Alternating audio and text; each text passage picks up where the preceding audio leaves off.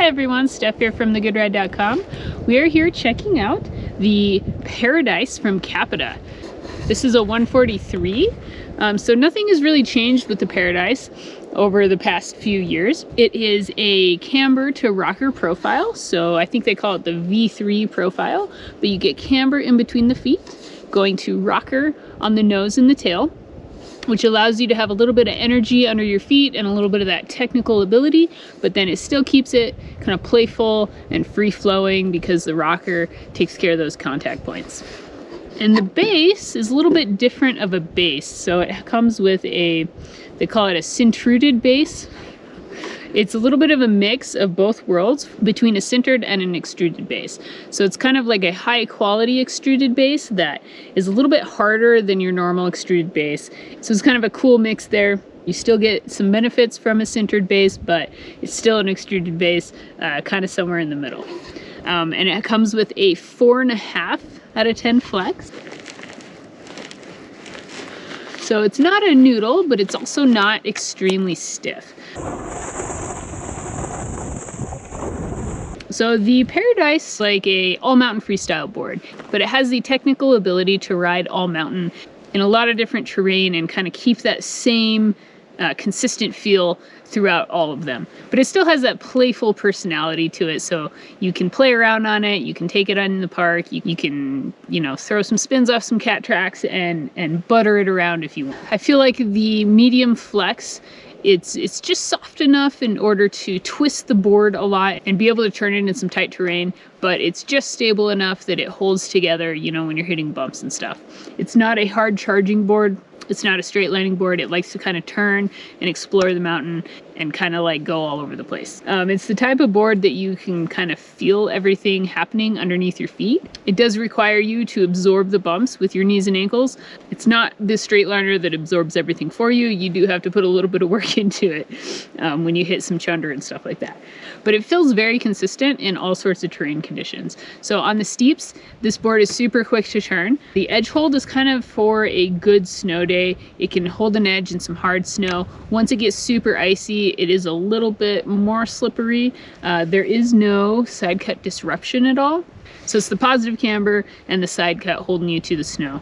It's not like washy, but you know, once you get into some really icy terrain, if you're uncomfortable, it might not give that stability that you want. But if you're pretty comfortable on ice and like you have confidence in your ability when it gets super scrapey out, then it would probably do just fine. Yeah, in the steeps, this board for me is super fun. It is just stable enough.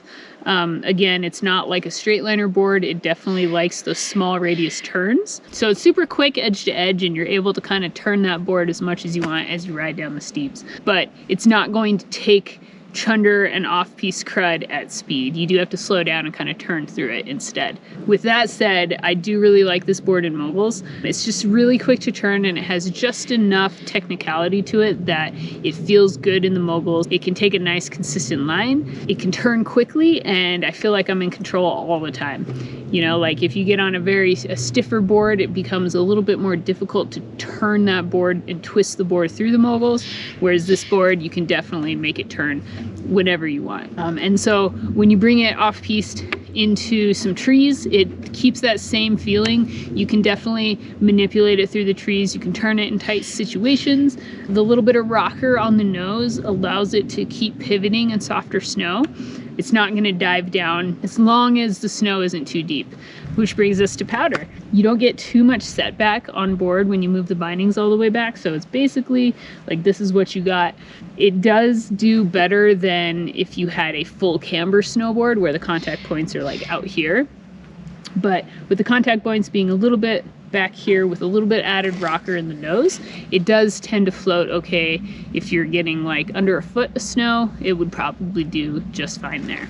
On Groomers, I find the Paradise very fun on Groomers. It can carve. It's not a carve specialist. It's not a really hard charging carver, but the positive camber and the medium flex allows it to carve. It does have a smaller radius, so it's like small to medium radius carves. So it's more of a turny carver, I guess, and it's not going to make those really massive carves down the hill. But You can carve it. You can make skidded turns. Again, the Paradise kind of likes a small to medium radius turn. But super fun on Groomers to play around, you know, find some little side hits, find a tree jib, ride switch, butter. It's really fun for all of that. So if you want to make the entire mountain your playground, the Paradise is a good choice for that. And that brings us to park. I feel like this board is forgiving enough. If you've never been in the park before, this board could take you there and it won't be too aggressive. To learn jibs and small to medium features, this would be great for that. It is playful enough to where you don't have to worry about catching an edge on a box. It's pretty forgiving in takeoffs and landings. I do like that it has a little bit of that positive camber, so ollies, you can get a lot more energy back from it. For a lightweight rider, I like the 4.5 out of 10 flex because I don't have to put too much energy into it to get that energy back. On a stiffer board, because I'm a lighter rider, it takes a little bit more effort. So that being said, if you're a heavier rider and you're on this board, this board will bend a lot easier for you.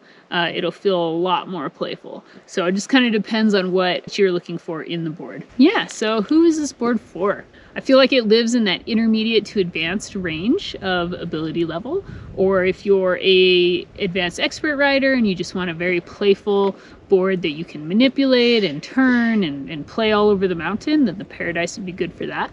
It is a playful board that can kind of bring a freestyle personality to an all-mountain environment. So that's a look at the Paradise from Capita. If you want to see the full write-up and review, head over to thegoodride.com to check it out.